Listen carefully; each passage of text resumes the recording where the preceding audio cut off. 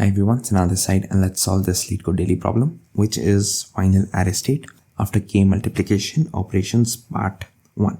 So the question is simple, and before we get started, I just want you to know that the solution that I would be sharing would be language independent. I'll provide you with the pseudocode, and your job is to write your own code in whatever language you use and drop that into the comment section below.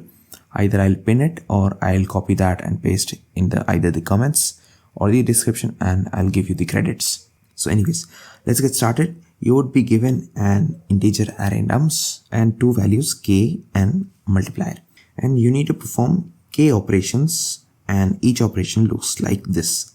First, you figure out the minimum value in that list, and then when you find that, you update that minimum value x with x times the multiplier. And the thing is, the problem is very simple. Even the brute force approach would give you beats 100% on Leetcode. But anyways, let's look at the brute force solution, then we'll look at the optimal solution. So let's get started.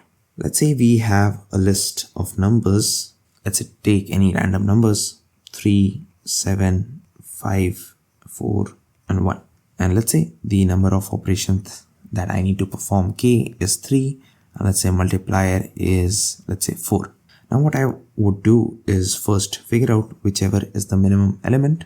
In this case, this is 1. So I would have, after the first operation, I would have everything as it is, but this 1 would be updated to 4. Why? Because 1 times the multiplier is actually 4. M is 4. That is what we need to do. So we have 2 4s in this list. So we have done the operation one time. Let's do this operation again, which is the minimum value. In this case, the minimum value is 3. So what you do is you keep everything as it is, and you update this 3 to 3 times the multiplier, which is 3 times 4, which is 12. And we have done one more time this operation. Now let's do this operation once more. We'll keep everything as it is. We'll find the minimum element in this. So in this, minimum element is 4, and what we do is we choose the one which occurs first in the array. So we have 2 4s, right? So we choose the very first one.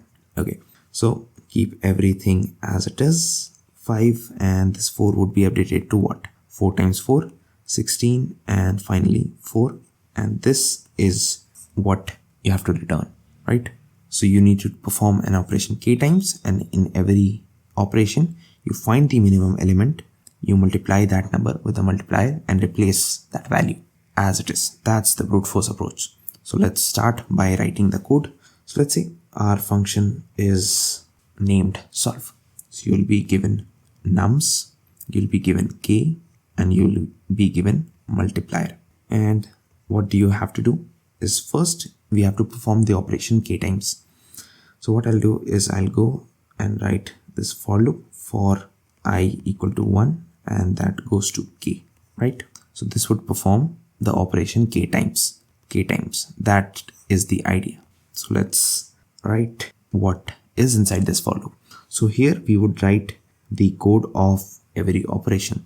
So to determine the minimum element, you can use multiple functions, multiple methods. Let's say, for example, C++ has this min underscore element function. You can use that. Anything would work. And what you do is you find the minimum element and then update the value. But let's take the value. Let's assume that the minimum value is at the 0th index, the very first element. And what I do is I go for j equal to 1 and goes to n minus 1, or n is not defined. So I'll say nums dot size minus 1, right? And in this, what I would do is I would check if the nums of j is less than nums of mini. So we found a new element which is actually smaller than what is currently assumed. So what I'll do is I'll update this mini to this j. And again, let's close this for loop. And after this for loop, what I would have is the location in the array which has the minimum element.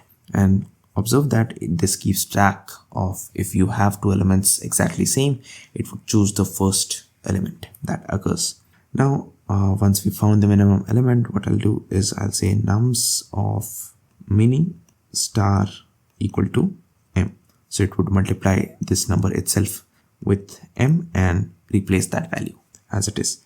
And now, since we are performing every operation in the list itself, what I would do is return nums, and I'll close the function body. So this is the program. Now, what is the time complexity for this? Now let's look at this. First, we have a for loop, outer loop. So this, whatever this is, it would be running for order k times, right? So order k times what? What is the complexity of this one? This would be running basically n times, where n is the size of the list, right? So this times order n, which is actually order n times k. That is the time complexity. If you talk about space complexity, it could be either order 1.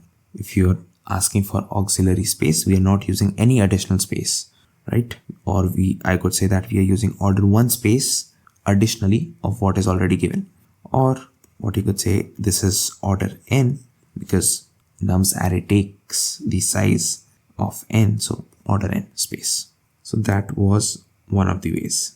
Now, if you see, what we have to figure out is the minimum value in the list.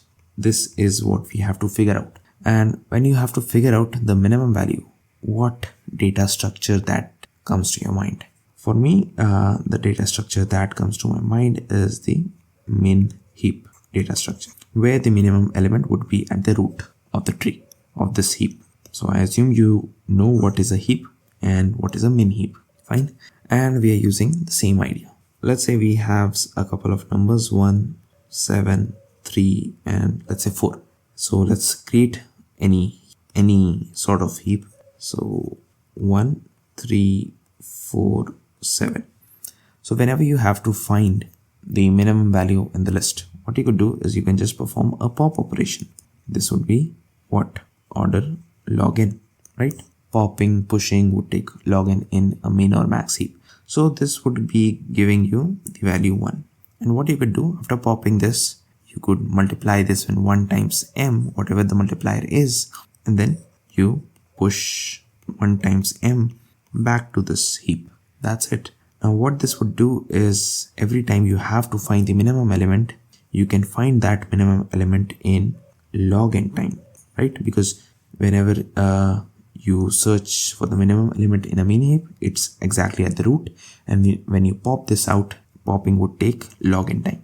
So you can get the minimum element in log n time and place another element again in log n time. So in the earlier case, what we had was order n time for searching the minimum element. Now we can do that in order log n time. That's the idea. And let's look at some example. 3 to 7 and let's say 6. Let's say k is equal to 3 and what could be the multiplier? Let's take multiplier as 2. So I'll push everything into this, what do I say, into this heap or the min heap, and let's say call this as mh. Now what I would do is after pushing everything, I can pop mh.pop. When I perform this pop operation, what I would have is this value 2, and I can just multiply this by 2 and push it back again. So the elements I would have in this heap would be 3, 4, 7, 6. Now I'll find the minimum element and I'll just double that value because that is the multiplier. Then I would have 6.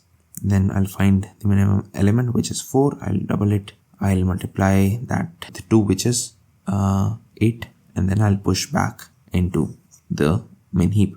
Now the one thing you have to note that in this min heap, the elements in the way that they are arranged, it could be anything, right? You have no control on how this heapify is implemented, and so just storing the values won't suffice because we need to return the list in the end.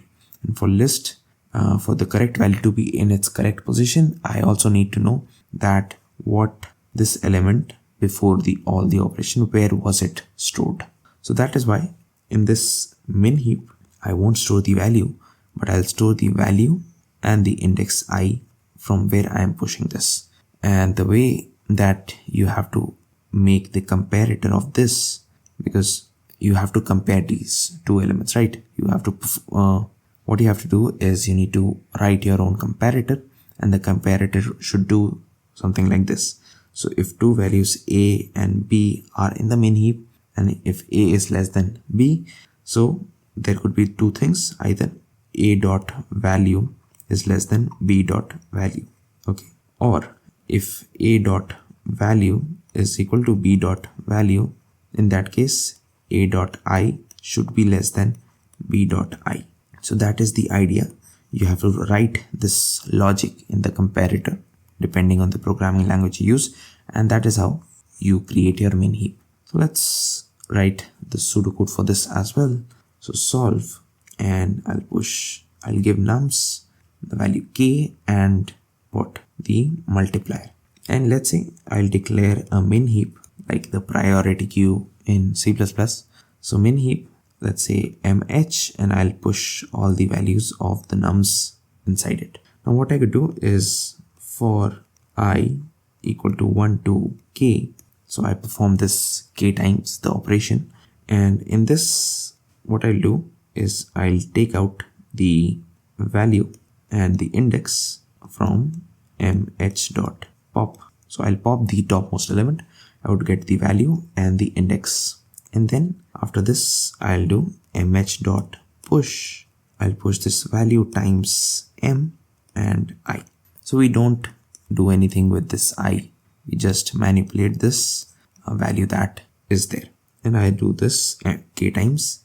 And finally what I could do is iterate through this priority queue or the min heap. So while mh is not empty, or mh dot empty is false, while it's false, what I could do is I can get this value, and I is equal to mh dot pop, and after popping that, what I could do is nums of I is equal to value. So I place the correct value in the correct position. Let's close the braces, and what we would end up is this. In the end, what you do is return this nums, and that is your solution. Okay, so what is the time and space complexity? So let's talk about time complexity and space complexity.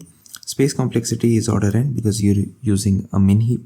So for that, order n, as well as if you count this nums as well, again it could be either order n or order 1, same reason as before, but either way this would in the end still be an order n solution in terms of space.